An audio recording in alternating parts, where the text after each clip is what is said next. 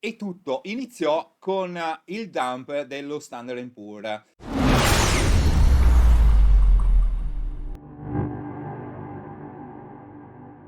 Ciao ragazzi, che devastata ieri sera, mamma mia che roba. Però attenzione perché il dump c'è stato sui futures, ma non sul mercato spot con BTC USD. Infatti se notiamo su BTC USD siamo arrivati a 109 e 900, quindi una cosa molto più tollerabile. Qui, come vi dicevo, cioè, se avete visto gli altri video, ieri sera ne ho postato uno che ho detto pericolo 108k, però avevo anche parlato che se avessimo rotto questi livelli qua, avremmo potuto andare a rivisitare i 104.000 dove avevamo lasciato un grosso cluster di liquidità. Non siamo andati a 104.000, siamo andati giù a poco sopra i 100, a 102.000 sostanzialmente, però ci eravamo andati molto vicini. L'importante, ragazzi, era essere pronti. Perché? Perché è inutile guardare video di news generaliste, analisi superficiali. Qua siamo nel mondo Wall Street, ragazzi. Non, i cicli, sì, più o meno, però siamo nel mondo di Trump, siamo nel mondo della manipolazione, siamo nel mondo di Wall Street. Se volete fare trading su Bitcoin, bisogna che studiate, bisogna che capiate come funzionano, perché succedono queste cose qua. Non ce n'è un'altra, ragazzi. Adesso andiamo a vedere perché è successo questo, in modo che la prossima volta siate preparati e cosa aspettarsi da Bitcoin. Possibilmente non è facile adesso, probabilmente nel prossimo futuro abbastanza breve. E tutto iniziò con il dump dello Standard Poor's. Ora ragazzi vi spiego perché sia sullo Standard Poor's sia sul Bitcoin abbiamo visto questo tipo di comportamento. Era abbastanza prevedibile. Prima cosa, avevo visto che Bitcoin stava seguendo a passo quello che stava facendo lo Standard Poor's, però con un po' di debolezza. Mentre lo Standard Poor's faceva massimi su massimi, il Bitcoin ha fatto una fatica incredibile a rompere i massimi precedenti. Quindi c'era debolezza del Bitcoin rispetto allo Standard Poor's. Torniamo un attimo appunto allo Standard Poor's. E, qua bisogna parlare del ciclo di Wyckoff. Che cos'è? È il comportamento dei market makers. Market maker sono, lo dice la parola, sono quelli che creano il mercato, quelli che comprano le grandi quantità, quelli che vendono e quelli che sostanzialmente fanno muovere il mercato. I market makers hanno bisogno comunque di liquidità, ok? Quando si va su in questo modo qua, come lo Standard Poor's, credo ci sia un 40% dal bottom su questa trend line che appunto funzionano.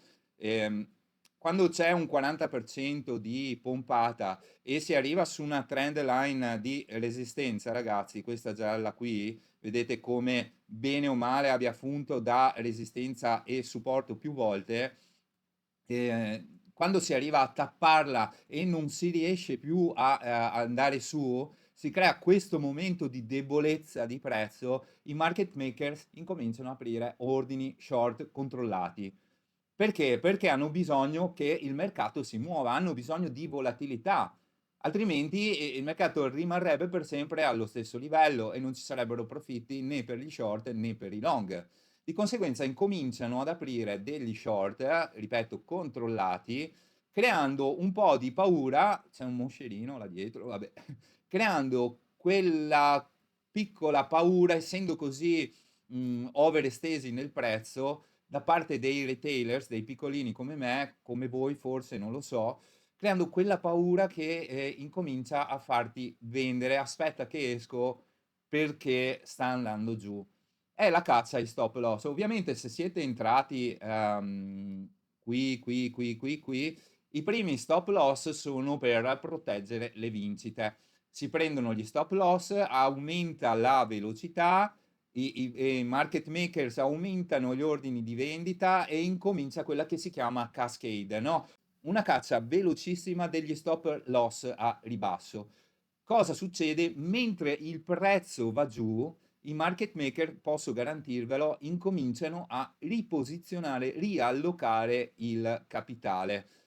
Quindi comprano sul venduto di noi poveri disgraziati. Funziona così, ragazzi. E lo potete vedere proprio in queste zone di esaurimento della forza del prezzo dopo grosse, grosse pompate. Lo avevo detto negli altri video, me lo aspettavo, credevo che forse avremmo fatto un piccolo wipe up giusto per ingannare gli ultimi, invece proprio no, era la fine tra virgolette momentanea di questo trend. Niente di grave, ragazzi, probabilmente andiamo giù qui o andiamo giù qui. Bitcoin, come dicevo, può tornare ancora un po' giù. I cicli non esistono più o non esistono più come li conoscevamo. Adesso cerchiamo di capire se qua si parla di un ritracciamento più pesante, però questo ciclo va dentro il 2026 e verso maggio Trump mette in Federal Reserve i suoi, va via Powell, fine mandato, e i nomi che ha fatto Trump sono da paura, ragazzi. Sono da paura, è gente che taglia tassi, è gente che fa buchi, ed è per questo che l'oro va su. Quindi ragazzi, se noi andiamo a vedere il comportamento di Bitcoin, qua siamo nel daily, ok? Possiamo notare, andiamo nelle 4 ore, che è più palese. Possiamo notare palesemente questa fase di accumulo qua sotto, ok, da parte dei market makers, quindi una grande fase di accumulo, loro stavano comprando mentre molti andavano short, il bull market è finito a 109-108 mila, hanno fatto pompare il prezzo verso su, ci hanno lasciato andare su sostanzialmente, loro prendendo profitto, e hanno iniziato a vendere intorno ai 123 mila dollari. Abbiamo fatto l'ultima pompatina, tutti, il ciclo bullish ottobre, cosa che avevo anticipato, c'è qualcosa di diverso radicalmente. Andatevi a vedere l'ultimo che ho messo. Vediamo in questa fase qua, questa si chiama Wyckoff Distribution, ok? Quindi pompatina, i market maker vendono, pompatina, vendono, verso giù, pompatina, vendono, ok, market maker hanno fatto la loro mossa, giù il prezzo, giù, giù, giù, giù, giù, ma tantissimo giù, e qui ragazzi hanno iniziato a riposizionarsi. Adesso la domanda è finita qui? Bella domanda.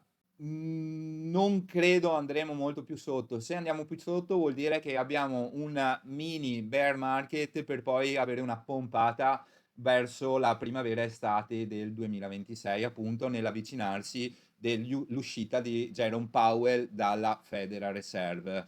Quindi ci starei attento. Io mi sono posizionato qui sotto, avevo uno stop, ero entrato a 114,5, avevo lo stop loss a 112,5, ho lasciato andare giù tutto. Quando ho visto il rimbalzo su questa trend line, adesso ve la faccio vedere, ok, questa trend line qua gialla che mi arriva praticamente da febbraio 2021, ho preso questi due massimi top delle candele verdi, non le shadow, ok, e ho tirato avanti una trend line. Guardate come, allora abbiamo due confluenze, abbiamo, vi farò un video dove parto da zero con questo tipo di analisi, così capite, perché può risultare un po' un casino, ecco.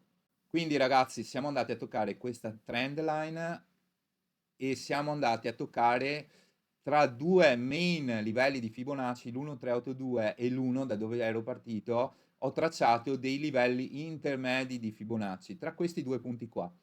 E siamo andati a toccare la trend line e alla perfezione lo 0,236. Non è un caso, ragazzi, ok? Non è dico ragazzi 1000 volte, lasciatemi stare, ho sonno e lo dico sempre.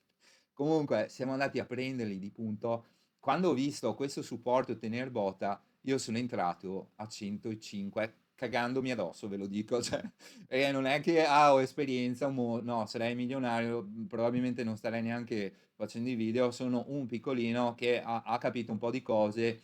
Sono entrato qua, posizione, credetemi, un 20%, 30% di quello con cui ero uscito a 118.000 ancora a tempo addietro, quindi molto, molto cauta, molto... Adesso sono in confusione, ve lo dico anch'io, cioè il GOT, il mio spirito, non so come si traduce in italiano, no? Il mio sentimento mi dice che hanno fatto il loro giochino e si torna su.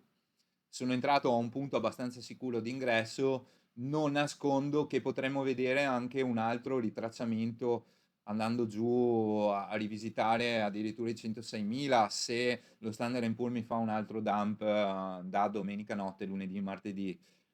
Però se andiamo sotto i 101, ultima spiaggia, $98.000, però come ripeto, potremmo vedere un ciclo molto più lungo questa volta.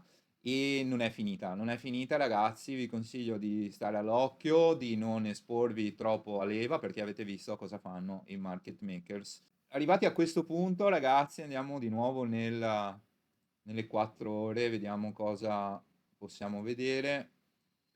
Siamo a supporto su questa trend line, ok? Questa qui, dov'è? Questa qui ve la faccio vedere sul settimanale.